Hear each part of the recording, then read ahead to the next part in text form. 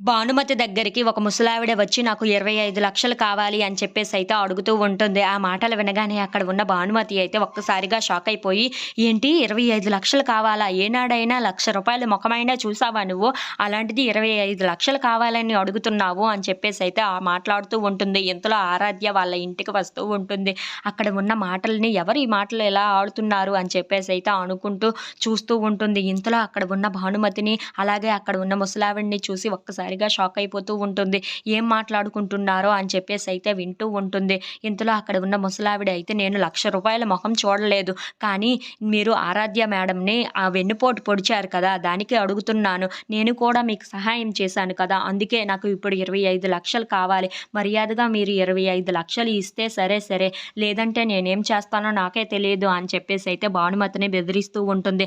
ఆ మాటలు వినగానే అక్కడ ఉన్న భానుమతి అయితే ఒక్కసారిగా షాక్ అయిపోయి, "ఏంటే ముసలి నువ్వు ఎక్కువ మాట్లాడుతున్నావు. నీకు 25,00,000 కావాలా? నేను 25,00,000 ఎట్టి పరిస్థితుల్లో ఇవ్వను" అని చెప్పేసైతే అంటూ ఉంటుంది. ఆ మాటలు వినగానే అక్కడ ఉన్న ముసలావిడ మాత్రం, "మర్యాదగా 25,00,000 ఇవ్వండి. లేదంటే నేను ఇప్పుడే ఇంట్లోకి వెళ్ళి ఇదంతా విషయం చెప్పేస్తాను" అని చెప్పేసైతే అంటూ ఉంటుంది. ఇంతలో అక్కడ ఉన్న ఆరాధ్య అయితే ఒక్కసారిగా షాక్ అయిపోయి తన ఫోన్‌లో నుండి ఒక వీడియోని తీస్తూ ఉంటుంది.